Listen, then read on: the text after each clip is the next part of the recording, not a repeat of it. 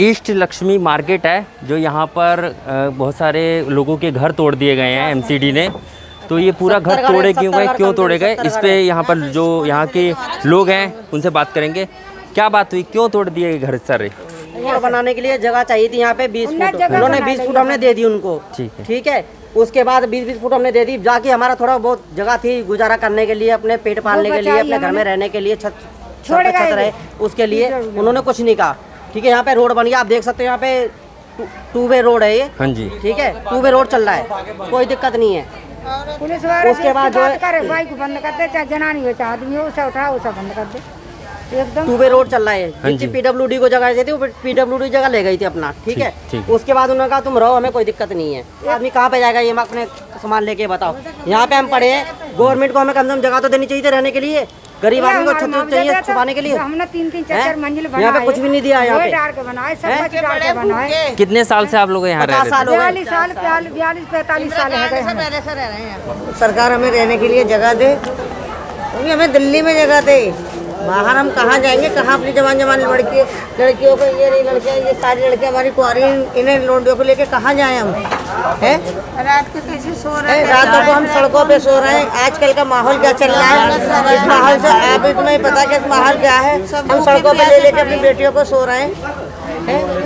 तो सरकार तो वादा करती है बेटी बचाओ बेटी पढ़ाओ, बेटी पढ़ाओ, और सरकार जो सरकार दिखा रही है, अब सरकार हम अपनी बेटियों को ले लेके हम तो रोडों पे पड़े हुए हैं, इन मलबों के ऊपर सुला रहे हैं अपनी बेटियों को। तो दोनों सरकार हैं, दिल्ली सरकार है, केंद्र सरकार है, यानी केजरीवाल सरकार, मोदी सरकार। केजरीवाल सरकार भी है, मोदी सरकार भी है।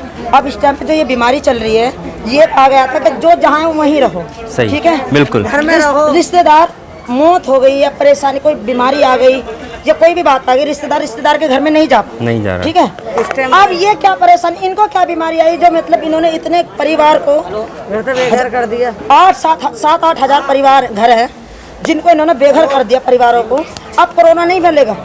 नहीं, आप ये बताइए, अब हम चिपट के एक दूसरे से खड़े हैं, इनको क्या बीमारी है, ये इनको क्या बीमारी है? सही बात है। या मुझे क्या परेशानी है, बीमारी है? सही। अब कोरोना नहीं फैलेगा, अब देश में बीमारी नहीं आएगी, देश ठीक रहेगा।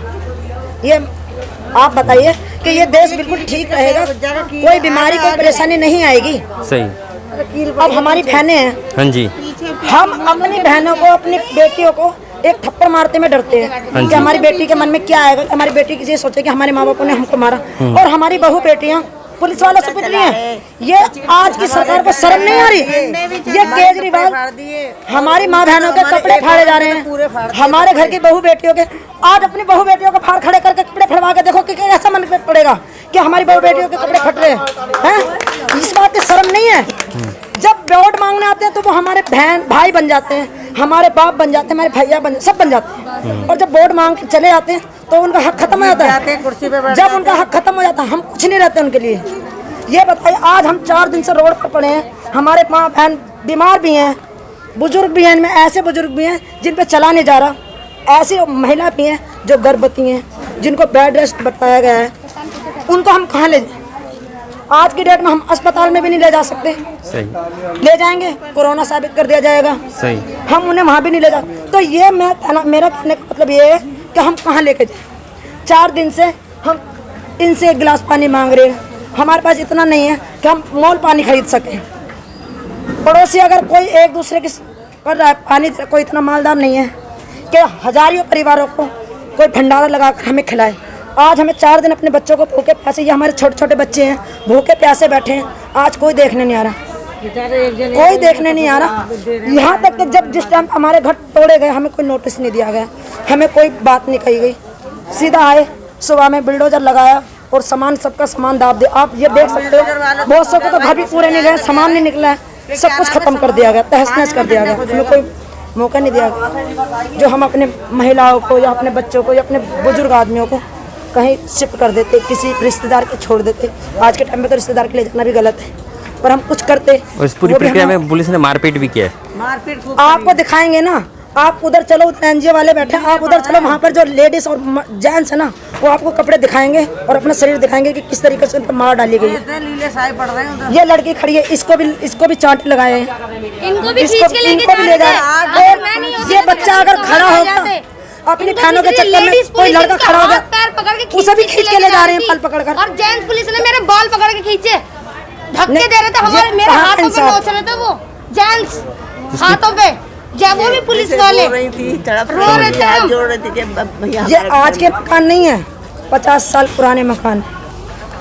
अगर चिड़िया का घोंसला होता है ना, चिड़िया 5 दिन का घोंसला बनाती है और उसका घोंसला टूट जाता है, उसको भी दुख होता है। हमारे 50 साल पुराने मकान है, आज के नहीं है।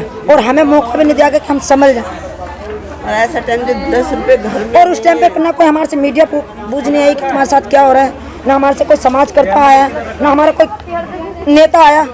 आज हमारा कोई पूछने वाला नहीं। अभी 2-3 दिनों कोई नेता मंत्री यहाँ का नहीं आ रहा कोई नहीं यहाँ पे। जिम्मेदार विधायक या निगम कोई नहीं है। अगर कोई आता तो हम आज हम इस टाइम ऐसे हाल में नहीं होते पुलिस वाले कि हम किसी के सामने इस तरीके से बात करते। अभी लेडीज अगर हमारे पास कोई आता आगे की साइड भाई घर टूट गया तो रोड पे तो बैठ इज्जत सबकी होती है कि सबको खुशी नहीं होती, तो अपनी इज्जत किसी के सामने कोई नीलाम करे। ये बताए कि हमारी बहू बेटियों को कोई मारा है या हमारी बहू बेटियों के साथ ऐसा कर, किसी को खुशी नहीं मिलती कि हम अपने आपके सामने हम अपना प्रचार करें कि हमारी बहू बेटियों के ऊपर हाथ उठाया गया है। ये आप भी जानते हैं कि इज्जत कितनी बड़ी चीज है। मैम मोदी और केजरीवाल किसकी मदद कर रहे हैं? वोट लेने के लिए तो गरीबों पे आते हैं और भरना भरते हैं अमीरों का, गरीबों पे आते हैं वोट लेने के लिए। तो जब नहीं तोड़ी, जब वोट लेने आए थे मेरे कपड़े फाड़ रहे हैं, देखो न कपड़े का ध्यान, न बच्चों को पानी मुझे मारा है, मुझे गाड़ी में हाथ पैर बांध के पकड़ के डाल रहे थे, मुश्किल से भीड़ ने लोगों ने छुड़वाया है। और मेरे बच्चों को पकड़ पकड़ के थाने में बंद कर दो और मेरे सारा घर तोड़ दो। मेरा 4 मंजिल का, मैं 50 साल का रह रही थी। दिल्ली की मजदूर आबादी जो यहाँ रहती थी, लगभग 15 से 20 हज़ार मजदूर आबादी, जो पूरी की दिल्ली की चमक दमक बनाने में अपना पसीना बहाती है, जो पूरी दिल्ली की चमक दमक दिखती है, उसके लिए मजदूर आबादी है जो काम करने जाती है, अलग अलग छोटा छोटा काम करती है और जो पूरी दिल्ली को चमकाती है। लेकिन आज उन्हीं मजदूरों के हालात ये हो गए हैं कि आज उनको घर तोड़ दिए गए हैं, उन्हें सड़कों पे छोड़ दिया गया है और कोई भी सरकार, चाहे वो एमसीडी कहें, चाहे दिल्ली सरकार या कहें या केंद्र सरकार, कोई इनकी जिम्मेदारी नहीं ले रहा है। तो ये हालात हैं कि दिल्ली की जो मजदूर आबादी है उनको इस तरीके से लॉकडाउन के दौरान मरने के लिए छोड़ दिया गया है।